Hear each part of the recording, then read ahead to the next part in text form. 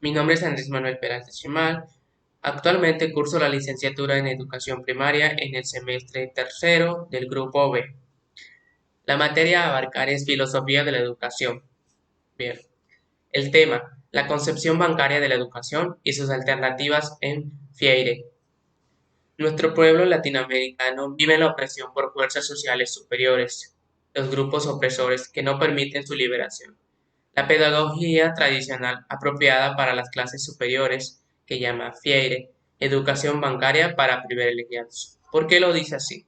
Porque la educación a veces es limitada a personas que tienen la posibilidad de poder estudiar y por ello mismo, debe cambiarse a una pedagogía para los oprimidos con una visión crítica del mundo en donde viven.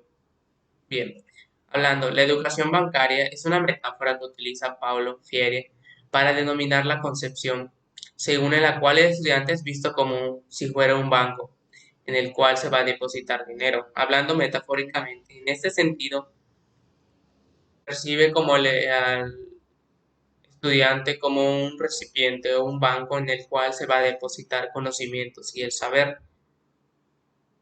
y para que después lo puedan acumular y memorizar y reproducir tal y cual como se les ha mostrado.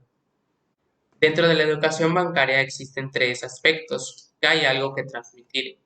Nos referimos a un depósito, conocimiento o idea, que hay alguien que transmite y posee lo transmitido, que es el depositante, profesor y educador, que hay alguien que quien transmitirlo, el depositario, alumno o educando. Bien, estos tres aspectos son la estructura de la educación bancaria. Su funcionamiento depende de no alterar dicha estructura. El depósito no es otra cosa que la idea o el conocimiento que al depositante, profesor, educador, al depositario, alumno, educando, se transmite. La relación y la función de estos elementos está establecida, es decir, para que la educación bancaria funcione, estos tres elementos o aspectos deben estar concuerdos unos con otros. La educación bancaria. La contradicción es mantenida y estimulada, ya que no existe liberación supresora posible. El educando solo es un objeto del proceso. Padece pasivamente la acción del educador. Es decir, la actitud del educador es aquel que dicta e impone qué conocimientos, aspectos o ideas debe aprender el educando. En ese sentido, el sujeto o alumno es pasivo, ya que no tiene una repercusión en elegir qué va a aprender, cómo aprenderlo, y mucho menos en si quiere aprenderlo o no. El profesor tiene una conducta prepotente, de egoísmo ante el alumno que no sabe, pues le da igual si lo aprende o no, o sea, se refiere a que al profesor él solo va a transmitir y los alumnos tienen que aprender a captar por aprender. La concepción bancaria, el sujeto de la educación es el educador, el cual conduce al educando a la memorización mecánica de los contenidos. Los educandos son así una suerte de recipiente en los que se deposita el saber. Bien, como ya había mencionado, el educador tiene el papel de que lo que dicte los alumnos tienen que aprenderlo, memorizarlo mecánicamente, tal y como se les ha enseñado.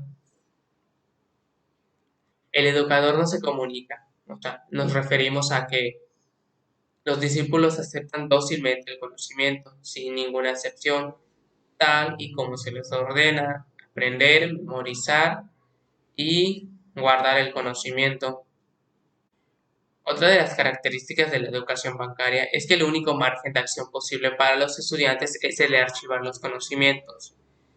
Como papel principal, el sujeto en este proceso es simplemente aprender los conocimientos, adquirirlos tal y como se les marca, o sea, sin ninguna excepción.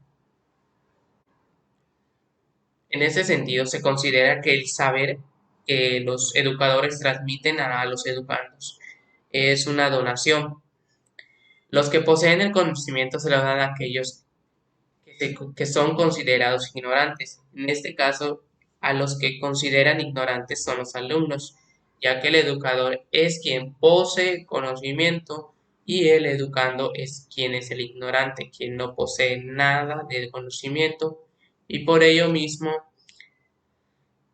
en consecuencia de ello, está la ideología de la opresión, por lo cual es el otro el que siempre es el poseedor de la ignorancia. En ese sentido, el alumno. En la concepción bancaria que estamos criticando o hablando mayormente, la educación es el acto de depositar, de transferir y de transmitir valores y conocimientos que no se verifican, es decir, que no se checa si están bien, mal para alumnos, si les servirá o no. O sea, en ese sentido te transmiten conocimientos por aprender, ¿no? Bueno, por el contrario, reflejar la sociedad opresora, siendo una dimensión de la cultura del silencio, o mejor conocido como educación bancaria, mediante él surgen contradicciones. De ahí es que se caracteriza mayormente porque el educador es siempre quien educa, el educando es el que es educado. El educador es quien sabe y los alumnos que nos son quienes no saben. El educador es siempre quien habla y los educandos siempre van a escuchar. El educador es quien disciplina, o sea, es quien marca lo que hacer y los educandos son los disciplinados. El educador es quien opta y prescribe su opción, los educandos quien la siguen la prescripción. Eh, Podemos decir que mayormente en este sentido la educación bancaria se basa en el que el educador siempre tenga la superioridad ante los educandos, o sea, los alumnos. Hablando de eso, es que si el maestro o profesor dicta qué hacer, el alumno lo tiene que hacer sin ninguna este, oportunidad de cambiarlo, ¿no? Por eso mismo se llama opresión, pues porque tal y como se dicta, tal y como el tiempo que se dicta se tiene que cumplir. Bien. Freire condena la educación bancaria no solo porque da lugar a que los educandos acumulen conocimientos y así desvengan una especie de archivo, sino que también porque los aleja de la práctica científica y al mismo tiempo no estimula en ellos la indagación ni la creatividad, porque ahí está condena por esa educación bancaria, pues es considerado que no es una educación trascendente. En ese sentido, describimos que esta educación se basa en que no haya posibilidad de que el alumno en un futuro pueda cambiar su entorno de acuerdo a lo que ya conoce, sino que el alumno debe adaptarse al lugar. O sea, si su entorno es muy, no sé, digamos, o precisa, el alumno tiene que adaptarse a ello y no lo que la educación considera es que se cambie a que vean, se expandan, aprendan por el conocimiento a través de su entorno. Dando esto, la educación bancaria es un instrumento de opresión porque pretende transformar la mentalidad de los educandos y no la situación en la que se encuentran. Freire señala, sin embargo, que incluso una educación bancaria puede despertar la reacción de los oprimidos. ¿Por qué se dice así? Porque hay veces en las cuales se llega a ciertos problemas en la cual hay oprimidos que no aceptan este tipo de educación y causan contradicciones. Pero lo que la educación quiere es que se llegue a una liberación, o sea, a orientarse y que sean libres todos de aprender a su manera. En este sentido, este tipo de educación es que tanto educador como educadores, así como también los líderes y las masas que están detrás de ello, se encuentran se encuentren involucrados en esa tarea de que ambos deberían ser sujetos en el proceso y que no solo haya sujetos que limiten, delimiten, seleccionen qué aprender.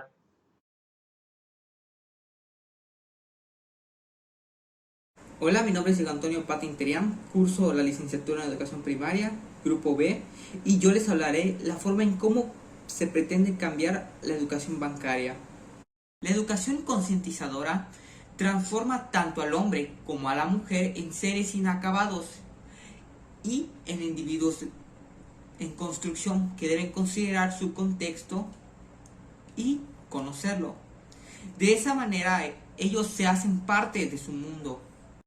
Como menciona Fier en la lectura, concientizar a un ser humano implica que éste se conozca, se percate de su contexto y de la historia que lo rodea, de tal forma que éste sea consciente de su realidad y de la realidad de los demás, sintiendo empatía por el dolor que sienten sus iguales. Muchas veces es difícil encaminar al hombre hacia la concientización y es mucho más difícil el liberarlo. Educación concientizada y sobre su resultado sobre el hombre y la mujer, Fier nos entrega una pequeña opinión que dice que los hombres y las mujeres son los oprimidos, caracterizados como los abusados o los que no tienen palabra, lo que de alguna manera no son para nada. Sin embargo, tras algunos años de experiencia acumulada, lecturas y relecturas, se puede percibir una transformación en el pensamiento del autor. Pues antes, aquellos referidos como los oprimidos, ahora son llamados los alfabetizados. Paulo Freire llama alfabetización del mundo, donde se hace una relectura del mundo y se aprende de él. Esto puede ser yendo del día a día en el que una persona vive o aprendiendo de lo que otro le entrega. Pensar en la alfabetización no como el acto de la lectoescritura, sino llevada más allá a una definición ordinaria, se le considera como la acción de aprender. Esta definición no se limita a la lectura o a la escritura, sino que también se amplía y se lee y se relee del mundo. El modelo de alfabetización que se usa permite que el hombre se desarrolle y se integre a la sociedad desde la particularidad hacia la genialidad. Esta integración lo hace consciente de su contexto, de su realidad social y política. Ser activo no solo permite generar un cambio a nivel personal, sino hacer de sí mismo la transformación de su propia realidad.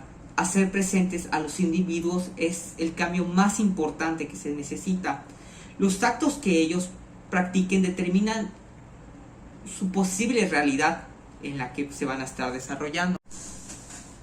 La alfabetización es uno de nuestros principales proyectos culturales, ya que la alfabetización, a partir de su nuevo conocimiento, concibe prácticas que promueven un cambio estructural en la sociedad, desde una crítica de las vigentes hasta de las posteriores. Es una reconstrucción de la sociedad donde son considerados hechos pasados y del presente, necesidades reales que surgen de las voces de las voces ignoradas de la vida cotidiana, donde cabe la política, la economía, la sociedad en general. La alfabetización que presenta Fier la podemos presentar o resumir como una alfabetización que no tiene como objetivo principal el entregar conocimientos con el cual el agente se desarrolle y concluya sus conocimientos, sino como la entrega de conocimientos que permitan el desarrollo de una sociedad, de igual manera el desarrollo de una persona, haciendo un cambio desde lo más básico hasta lo más avanzado dentro de su propia sociedad o dentro de su contexto.